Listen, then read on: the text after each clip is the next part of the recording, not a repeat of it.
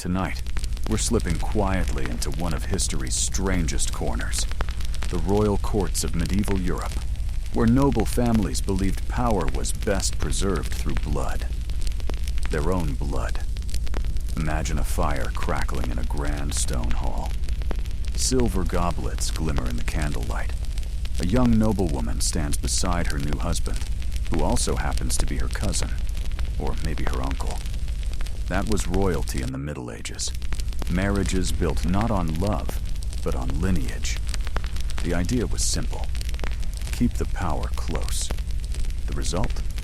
Generations of tangled family trees and the rise of dynasties like the Habsburgs, the Capetians, and the Trastomaras, whose obsession with pure blood turned political strategy into a genetic trap. They believed marrying relatives preserved wealth and stability. But over centuries, that same logic led to what modern scientists call genetic collapse. The signs were unmistakable. Jaw deformities, infertility, miscarriages, and mental illness became almost expected traits of the crown. Even the church, which technically forbade such unions, was quick to forgive royal exceptions, as long as peace and power were on the line. The Pope himself often signed the permissions. Among all these dynasties, none carried the legacy more visibly than the Habsburgs. Their family tree didn't branch, it looped. Their empire grew across Europe, yet their bloodline grew thinner with every cousin marriage. And while history remembers their kings, it was the women who bore the heaviest burden, politically, physically, and genetically. They were mothers of kings, queens of empires, and unwilling participants in a centuries-long experiment. Behind the portraits and palaces were real women enduring miscarriages, illnesses, and lives spent serving a family name rather than their own. Take Isabella of Habsburg, daughter of Philip the Handsome and Joanna of Castile. Her story shows what happens when a dynasty becomes a circle. Meet Isabella of Habsburg, the woman who was, quite literally, born from the dynasty itself. Her parents, Philip the Handsome and Joanna of Castile, were both grandchildren of the same royal couple. From her very first breath, Isabella carried the weight of centuries of repetition. By 13, she was married off to Christian II of Denmark, a volatile ruler known for his charm and cruelty. For him, Isabella was not a wife, but an alliance. Her body, a bridge between kingdoms. While Christian paraded his mistress through the court, Isabella endured quietly, fulfilling her duty as queen and mother. She gave birth to 6 children, 3 of whom survived. A miracle, given the fragile state of her bloodline. When the king's mistress died suddenly, whispers spread through the castle. Poisoned cherries, jealous rivals, a queen's quiet revenge. We'll never know the truth, but in the power vacuum that followed, Isabella's influence grew. Still, she couldn't escape her inheritance. Illness and exhaustion shadowed her until her early death at just 24. The cause? Sudden sickness, said the records, a phrase that could mean anything from infection to the invisible weight of generations colliding in her veins. Isabella was fluent in 5 languages, politically astute, and far more aware of her role than most give her credit for. Yet she remains a quiet name in history, a woman remembered not for her words, but for her genes. Her descendants would carry that same blood forward, thinner, more fragile, but powerful enough to shape Europe for 2 centuries. And at the root of it all was her mother, Joanna of Castile, better known by the cruel name history gave her, Joanna the Mad. Joanna of Castile was born into power and into a bloodline already folding in on itself. Her parents, Ferdinand of Aragon and Isabella of Castile, united Spain under one crown and expected their children to do the same across Europe. Joanna was intelligent, devout, and proud, But she inherited more than her parents' ambition. She was sent to Flanders to marry Philip the Handsome, heir to the Holy Roman Empire. Against all odds, theirs was a passionate match, at first. But passion in royal courts rarely ends well. Philip's charm soon turned cruel. His affairs were open secrets, and Joanna's jealousy became legendary. She raged, mourned, and fought for his attention, behavior her enemies quickly labeled madness. When her mother died, Joanna inherited Castile. On paper, she was one of the most powerful women in Europe. In reality, both her husband and her father conspired to take that power from her. They claimed she was unstable, unfit to rule, and slowly turned her grief into a weapon against her. After Philip's sudden death, Joanna's despair deepened. She kept his body close, traveling with his coffin across Castile, refusing to bury him for years. Whether that was grief, trauma, or manipulation, history can't agree. But the image of a queen walking beside her husband's casket sealed her fate forever. Locked away in a cold castle for nearly 50 years, Joanna outlived everyone who betrayed her, her parents, her husband, even her children. Yet she remained queen in name, her signature still sealing royal decrees from behind stone walls. Modern historians see her differently now, not as mad, but as trapped. A woman suffocated by politics, isolation, and a dynasty's own design. Her bloodline would carry on, all the way to Charles the Bourbon of Spain, whose frail body became the final echo of centuries of cousin marriages. Joanna's story reminds us that, in royal history, madness often meant resistance, and silence was the only power left to a woman with too much royal blood. Now, let's step across the Pyrenees and meet Blanche of Castile, a queen often overshadowed by louder names, yet her life shaped the very heart of France. Born in 1188, Blanche was the granddaughter of two powerful houses, England's Plantagenets and Castile's Trastámaras. From birth, she was a piece on a vast political chessboard, her bloodline already circling back upon itself. At 12, Blanche was sent to France to marry Louis, son of King Philip II.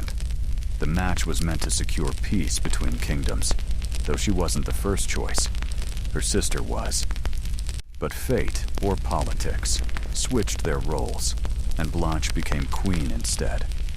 Unlike many royal brides, she proved sharp, composed, and quietly commanding. When Louis died young, Blanche refused to fade into the background. She became regent of France, ruling in the name of her son, the future St. Louis, and earning both respect and resentment. Blanche held a fragile kingdom together through diplomacy and force of will. She negotiated truces, suppressed revolts, and even led armies, all while maintaining the saintly image demanded of a widow queen. Behind her calm eyes was a strategist who understood that power in her world had to wear the mask of virtue.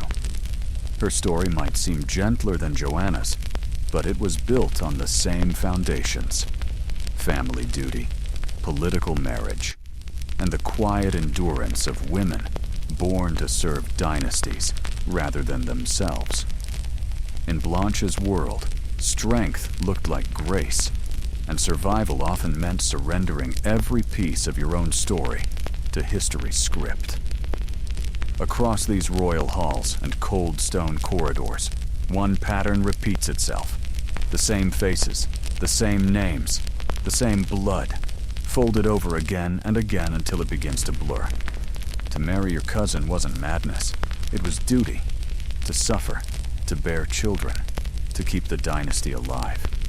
That was the price of the crown. And in this endless cycle of arranged unions and silent endurance, it was the women who held the line. They carried the burden of legacy in their bodies, and the weight of history in their silence. From Isabella, who ruled with quiet intelligence, to Joanna, whose grief became legend, to Blanche, who governed nations from behind her veil. Each of them lived under a crown that never truly belonged to them. Their stories remind us that history isn't only written by the victors. Sometimes it's whispered by those who had no choice but to obey. And as you drift deeper into this story, remember, power, like blood, can bind or destroy. And in the courts of medieval Europe, it often did both.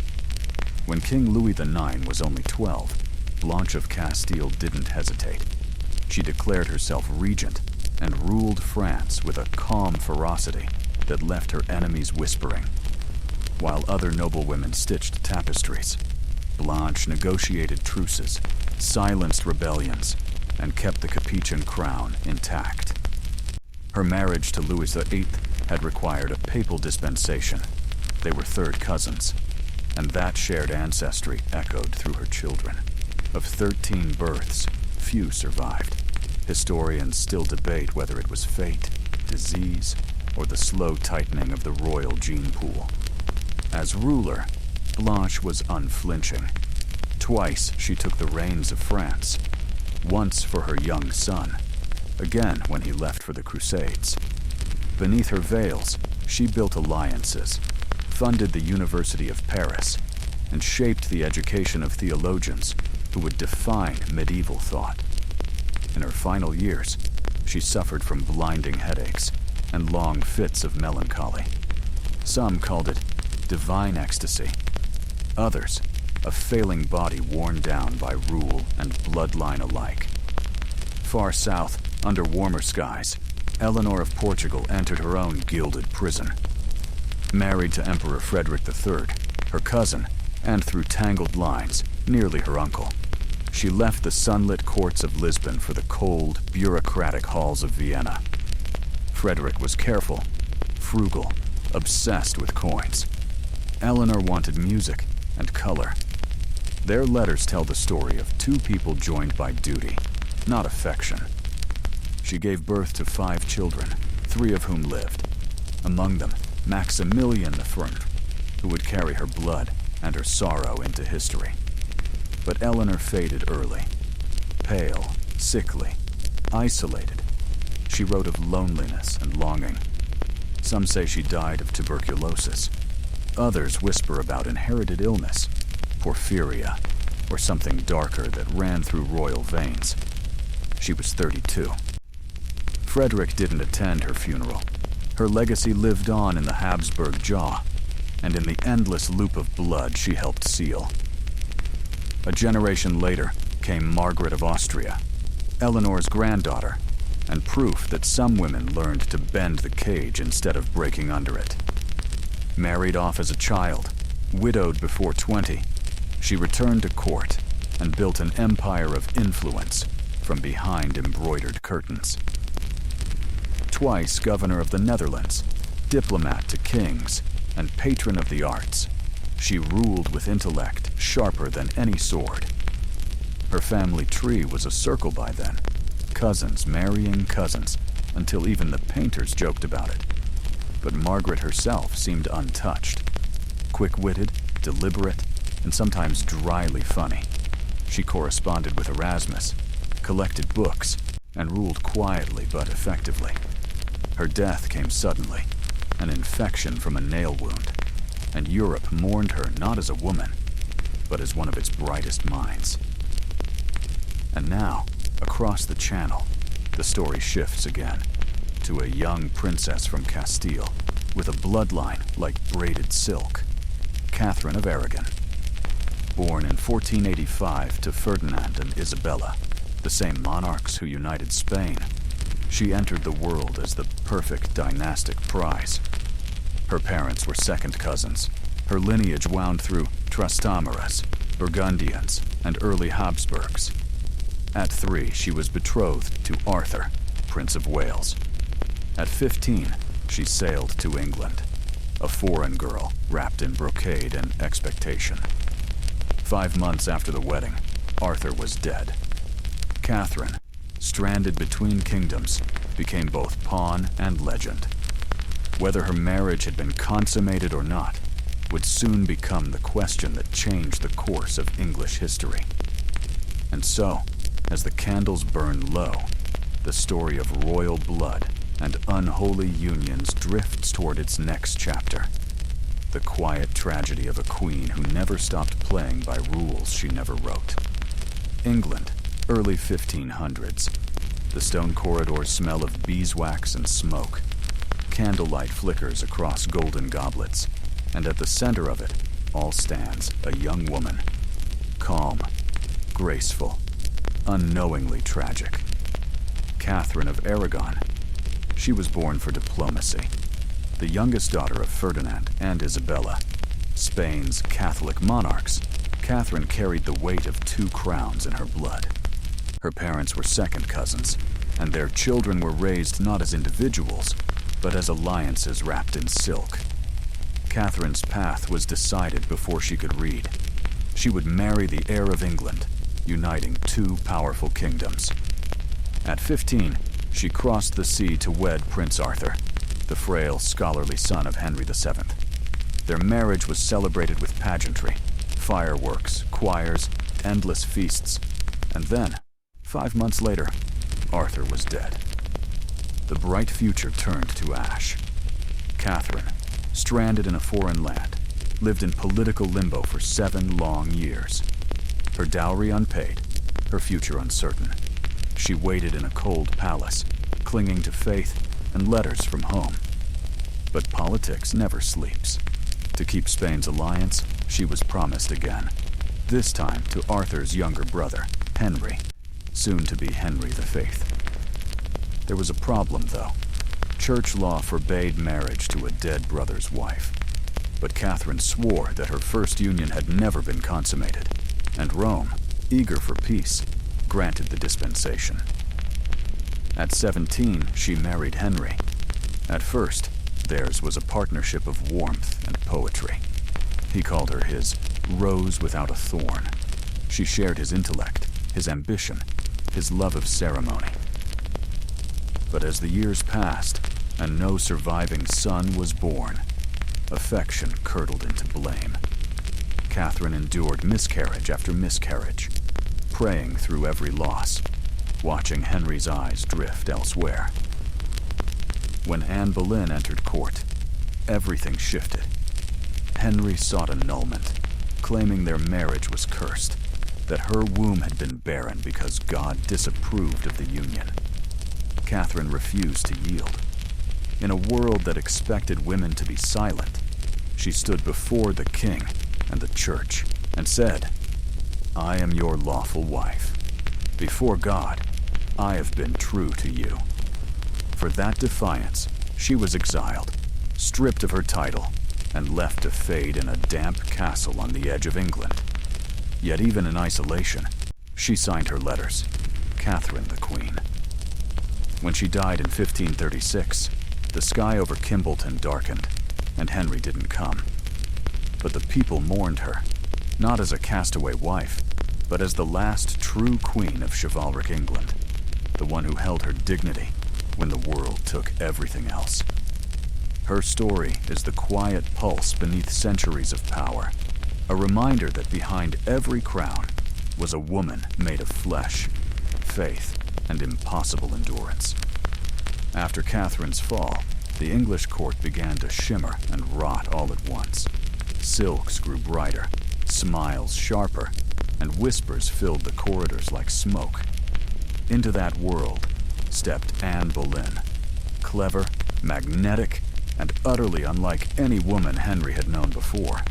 She wasn't born a princess, but she knew how to command a room.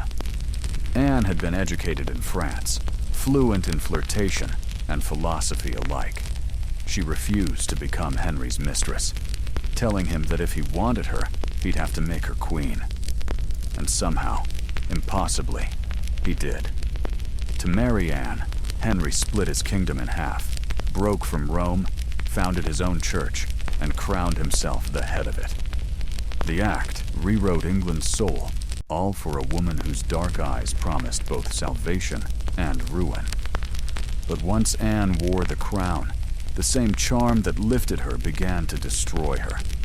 Her temper was quick, her wit sharper than etiquette allowed. She gave Henry a daughter, Elizabeth, brilliant and golden, but not the son he demanded. When another pregnancy ended in stillbirth, the king's patience died with it. Within months, Anne was accused of treason, adultery, and witchcraft, charges as thin as the air between whispered confessions. In May 1536, beneath a gray London sky, Anne Boleyn knelt on Tower Green and spoke her final words. "I pray God save the king, for he is a gentle and sovereign lord." And then she was gone, a single stroke and silence.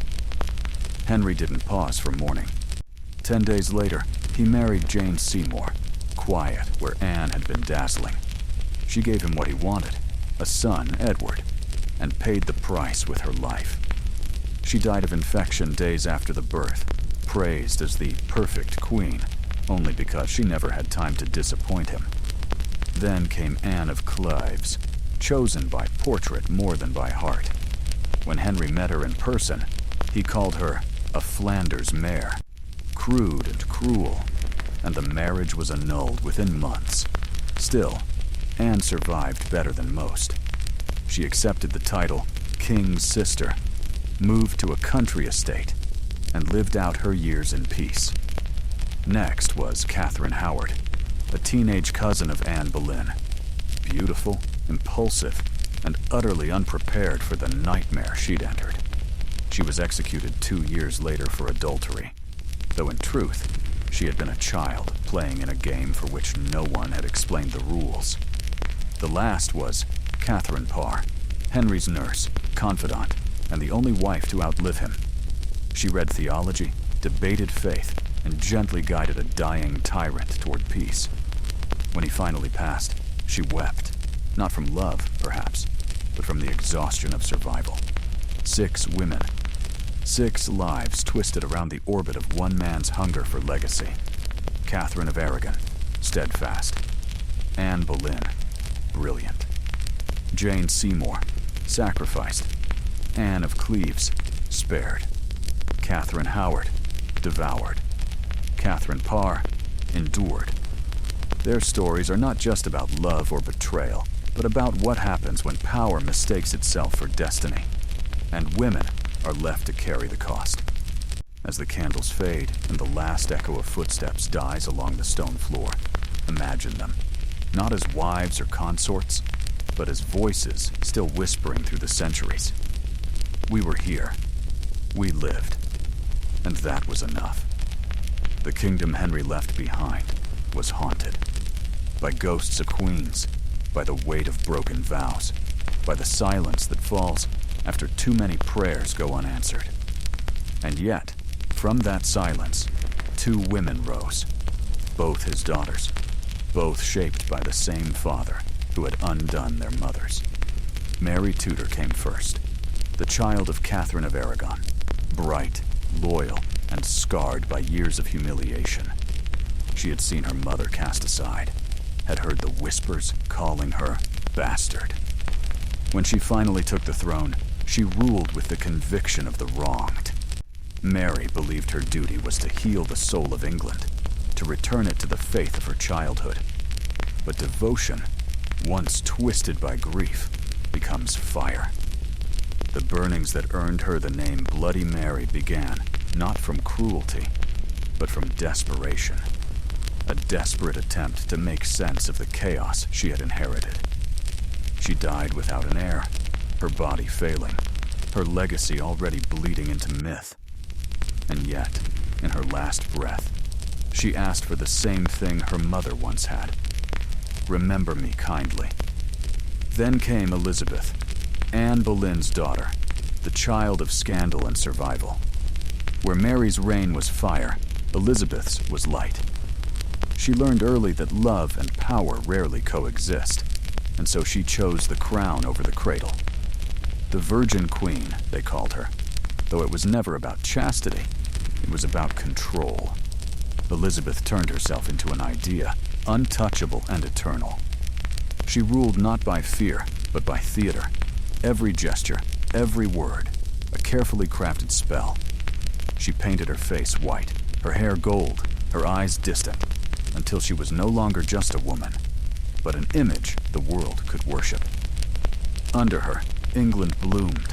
Art, exploration, empire, but the cost was solitude.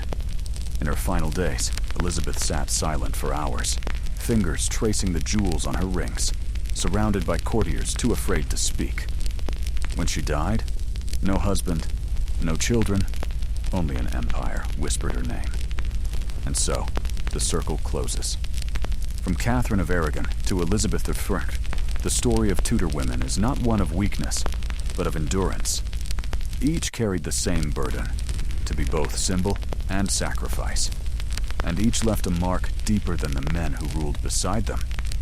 Their faces fade from portraits, their voices from prayer books, but their stories remain, woven through the quiet hours of history, still breathing, still waiting to be heard.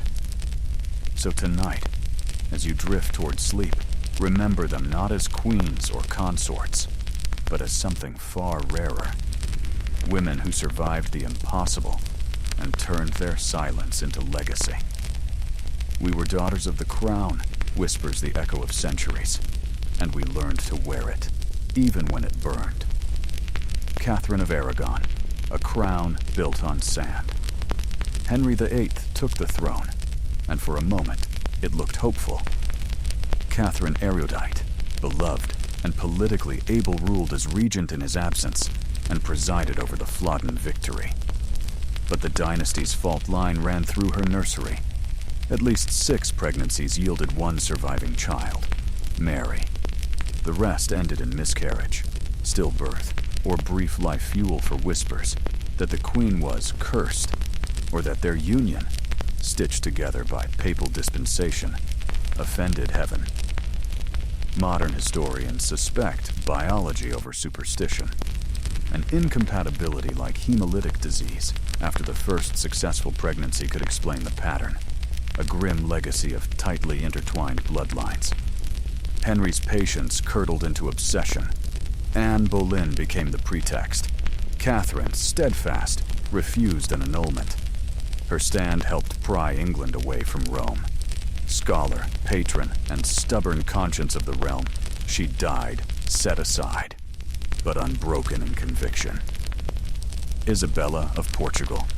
Empire at a genetic tipping point. Isabella married her double first cousin, Charles IV, 2 dynasties knotted twice over. The match was affectionate and administratively formidable. While Charles chased wars and edicts, Isabella managed Spain with cool competence. Grain, taxes, fleets, unrest. Yet love could not untie chromosomes. Of 7 children, only 3 reached adulthood. Anxiety, stillbirths, and a final collapse at 36 marked the private cost of pure lineage. Charles mourned in permanent black, but the loop tightened through their son Philip II, who repeated the family pattern. Isabella's life is the hinge where Habsburg strategy slid into surrender.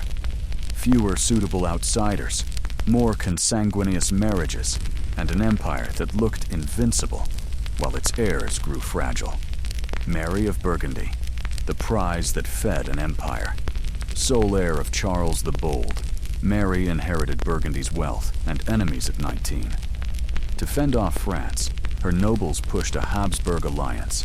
She married Maximilian of Austria and issued the Great Privilege, trading local rights for loyalty. It shifted Europe's center of gravity. Burgundy's riches flowed into Habsburg hands, and with them, the family's genetic consolidation.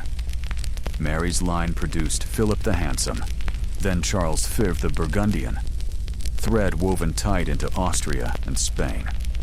She herself died after a riding accident at 25, a symbol of what might have been, an independent duchess turned dynastic conduit, her body and banner absorbed by the machine she tried, briefly, to bend.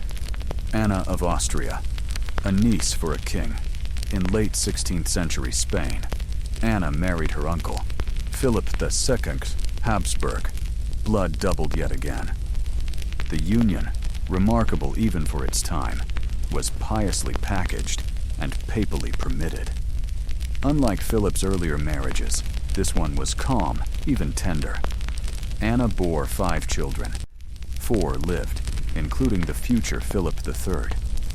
The visible deformities would peak in later heirs, but the drift was already there. A quieter, softer kingship, heavy reliance on favorites, and a state beginning to unwind.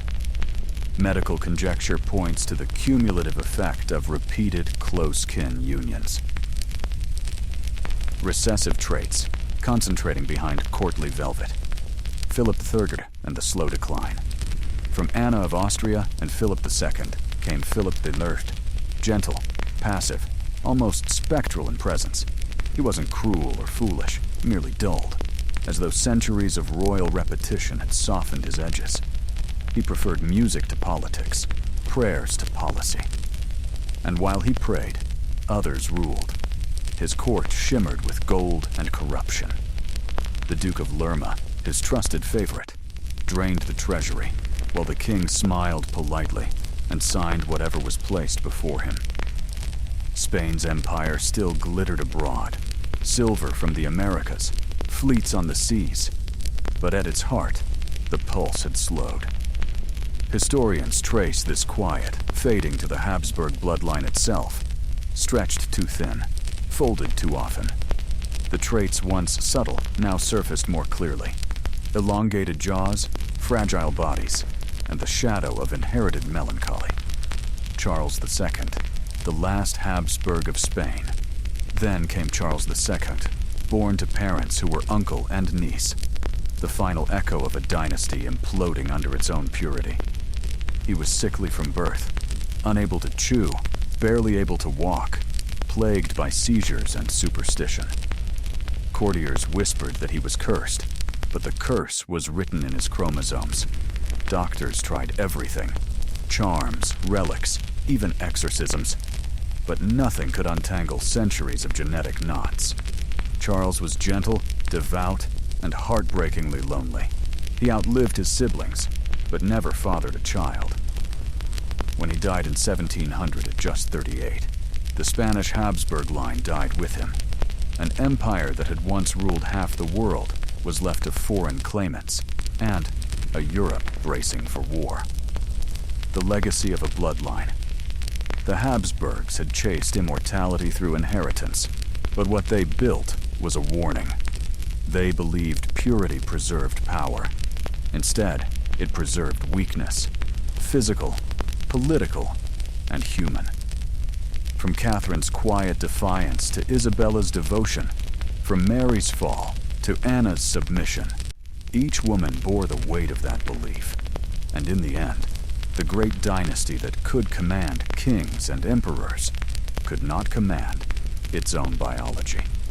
Epilogue: the blood of kings. The castles are silent now. The gold has dulled, the banners faded, and the portraits, those careful painted lies, still stare down from cold stone walls. The faces all look the same eyes, the same jaw, the same weary echo passed from one crowned head to another. For centuries, they believed that purity was strength, that keeping the blood unbroken would keep the power eternal. But nature has no patience for vanity. It folds, it frays, it reminds us that every throne is just a chair with better lighting. The women of these dynasties, Catherine, Isabella, Mary, Anna, lived and died inside that illusion.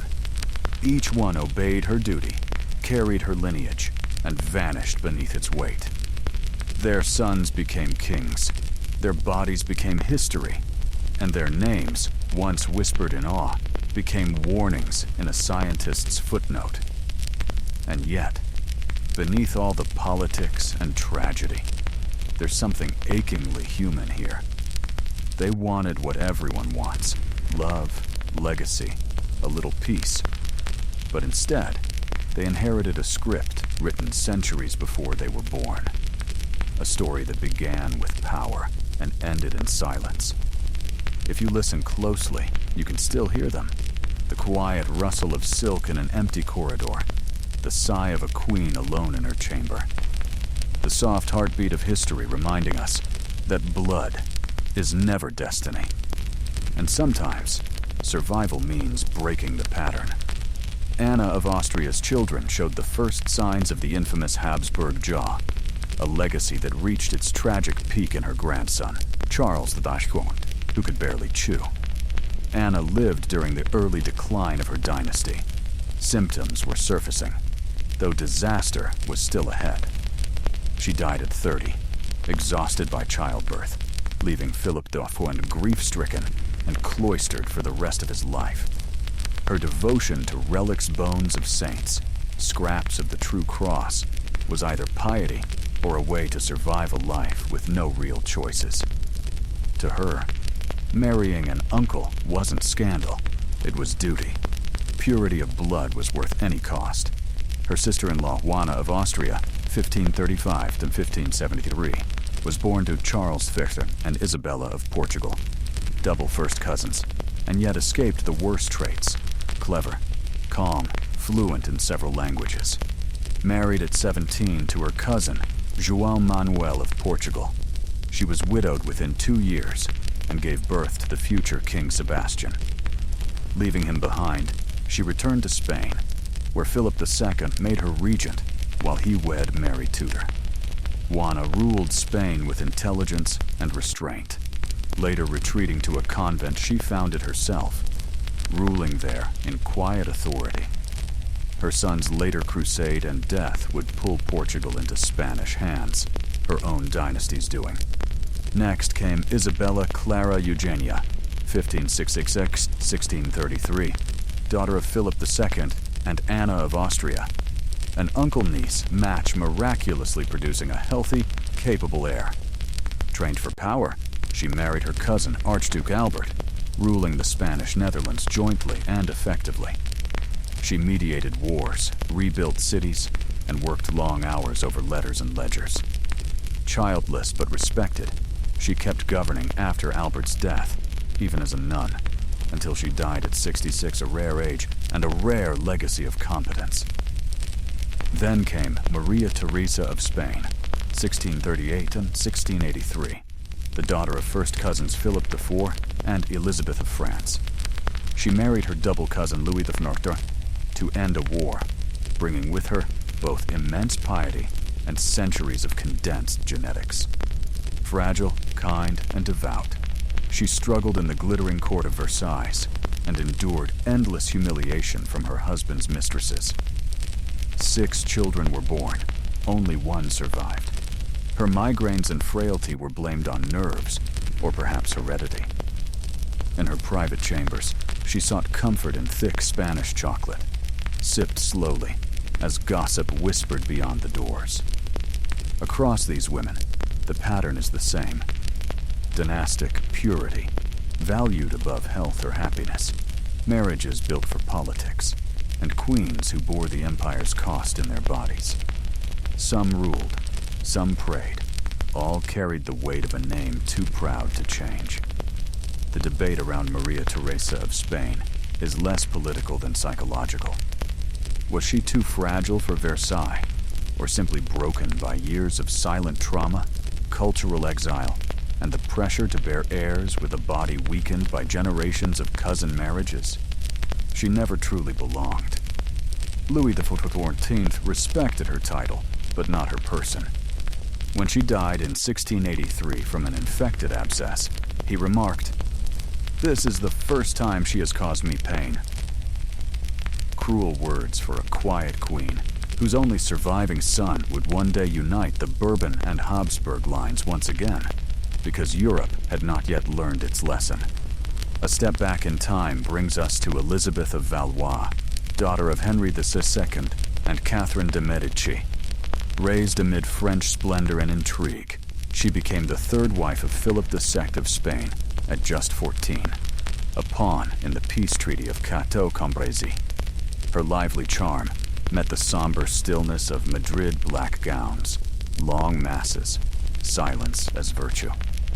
Yet Philip grew to care for her, and theirs became one of the dynasty's rare affectionate unions. Still, duty demanded sons.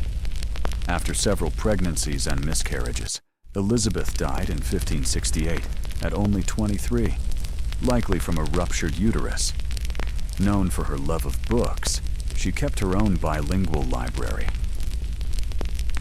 Elizabeth brought a breath of France to Spain, but not enough to thin the dense Habsburg bloodline. Her daughter, Isabella Clara Eugenia, would later carry that legacy with remarkable grace.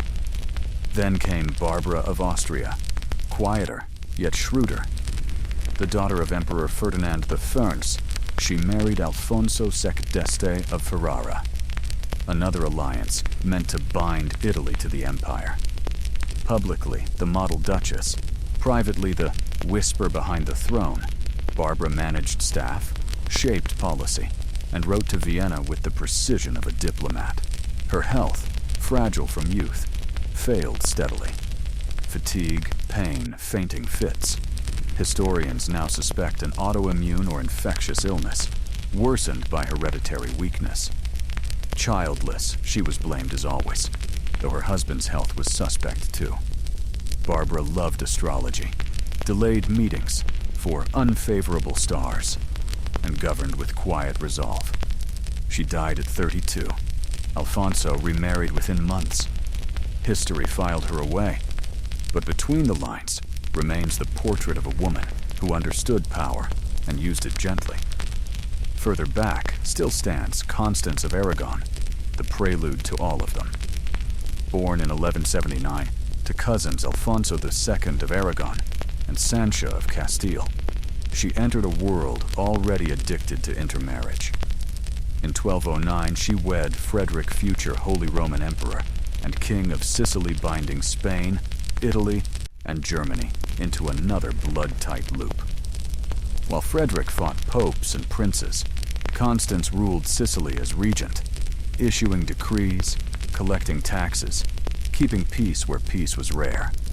She studied astronomy, attended public lectures in Palermo, and spent nights on the palace terraces tracing the stars. Their son Henry VII inherited brilliance, paranoia, and melancholy traits that may have come as much from lineage as from life. In her later years, Constance's letters spoke of the wasting of the body, an old phrase for exhaustion born of duty and dynasty alike. Across these, women runs one thread. Politics demanded blood purity, the church granted dispensations, and the women paid the price. Some broke in silence. Others, like Barbara or Constance, ruled until strength failed. All bore the weight of a system that prized lineage over life. And in their portraits, we see not just nobility, but the quiet endurance of those who kept kingdoms standing, while history remembered only their husbands' names. Constance of Aragon, the quiet cornerstone.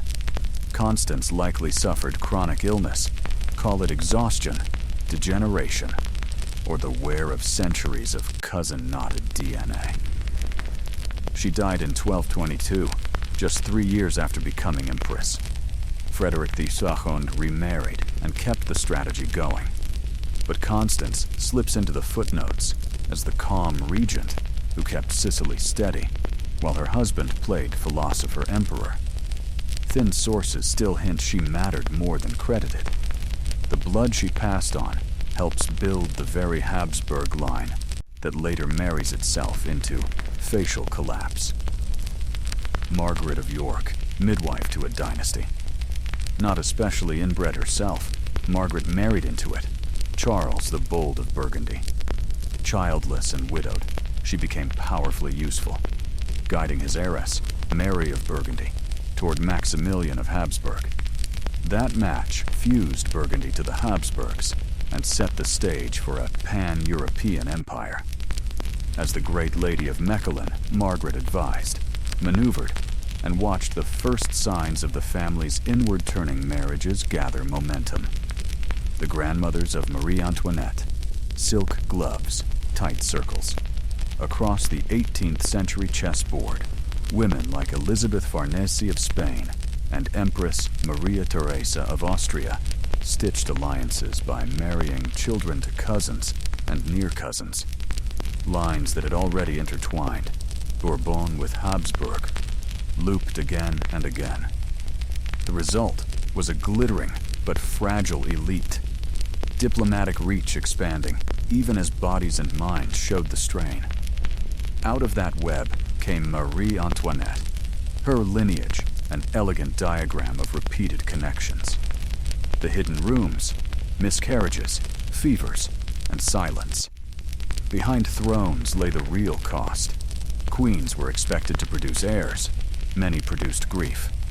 Records veil it with phrases like, "The queen was unwell," but the pattern is plain. Miscarriages, stillbirths, infants baptized and buried. Catherine of Aragon's repeated losses were read as guilt and punishment, not biology. Joanna of Castile, Isabella of Portugal, Barbara of Austria. So many endured the same quiet catastrophes. Medicine offered bleedings, herbs, and prayers. No one spoke of recessive genes or immune incompatibilities. Symptoms piled up. Headaches, wasting, sudden fevers, melancholy. Anna of Austria died at 30 after another pregnancy. Isabella of Bourbon likely battled an autoimmune illness after childbirth. And the madness that stalks the chronicles, screams, visions, refusals to eat, may well trace to neurological or genetic causes, worsened by cousin-stacked lineages.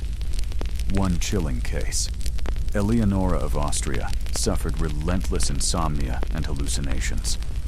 Doctors called it womb-driven confusion and prescribed bleeding and isolation.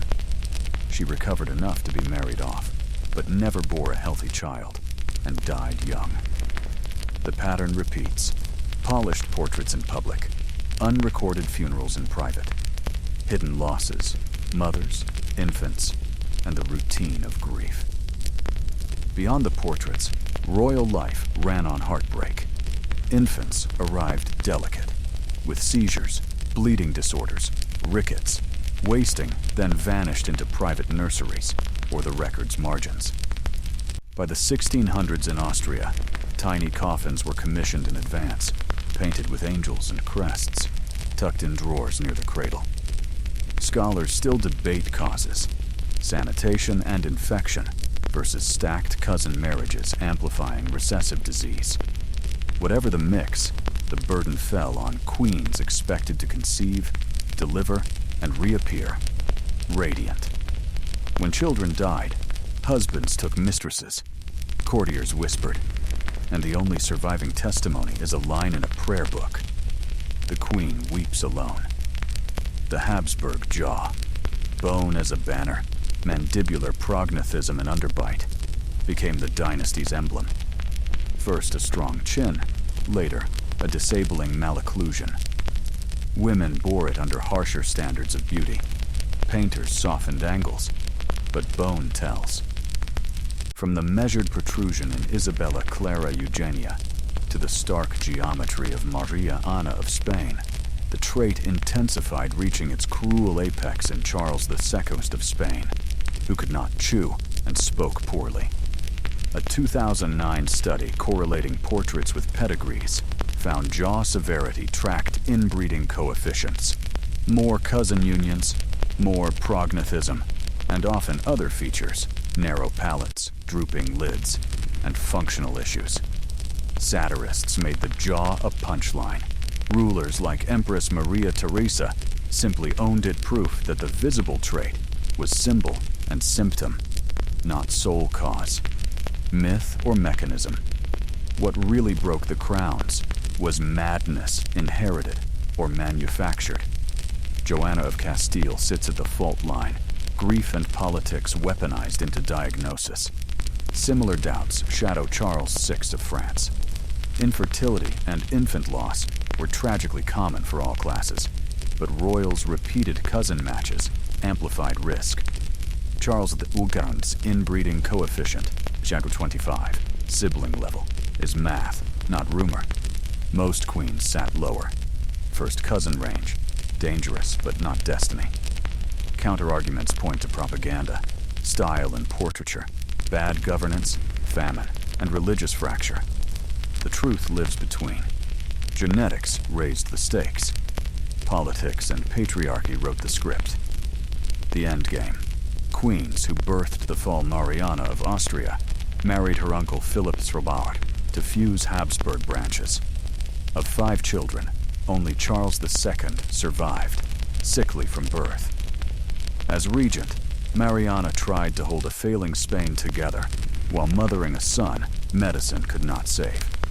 Elsewhere, cousin matches continued. Maria Anna of Austria wed Maximilian II and Emmanuel of Bavaria. Their brilliant but volatile son signaled a fraying line. In Naples and beyond, physicians muttered, "The blood is noble but exhausted."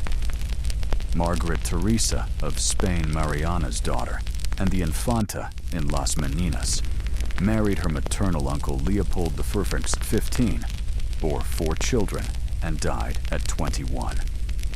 Pageantry gilded the weddings. Biology presented the bill.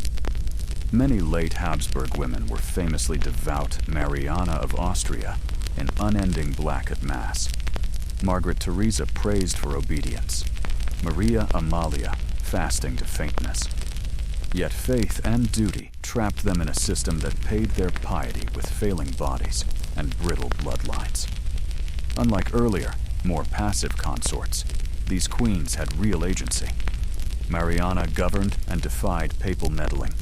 Margaret Teresa corresponded with scholars. Maria Anna funded libraries. Smart, active, and boxed in by the genetics of ambition. Historians still argue the cause of collapse. One camp names war, debt, overstretch. Another points to the stark numbers. Soaring inbreeding coefficients, accumulating defects, early deaths, childless marriages. A third says, both. The metaphor became literal. A regime obsessed with preserving itself built a throne no one healthy could occupy. One doctor even suggested fresh blood from a commoner bride. He was dismissed, probably for being right too soon. By the 1700s, the damage was obvious. Heirs fewer, queens dying younger, courts shopping farther afield to dilute the family coil. For Spain and Austria, the fixes came late. The women had done everything. Asked, prayed, married, birthed, and became the last glue in a sculpture already cracking. From there, the tree veers into the weird. Uncle-niece marriages, Philip II and his niece Anna of Austria, produced children who were simultaneously grandchildren by blood. Dispensation from Rome became routine. Names looped: Maria, Anna, Philip, Charles, until clerks needed fathers' names to tell one Maria Anna from another. Sisters married the same man in sequence to keep dowries. Widowers married nieces to seal claims. Even minor nobles copied the pattern, widening the pyramid of intermarriage, until Europe felt like one vast, velvet-clad family reunion with too little gene flow. Inevitably, reality intruded.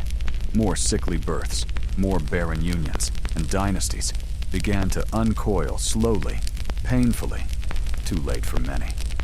All threads converge in Charles II of Spain, the end product of centuries of looping lineage. Son of an uncle-niece union, his inbreeding coefficient, 25, equaled a child of siblings. Development lagged. Seizures, infections, and the infamous Habsburg jaw left him unable to chew or speak clearly.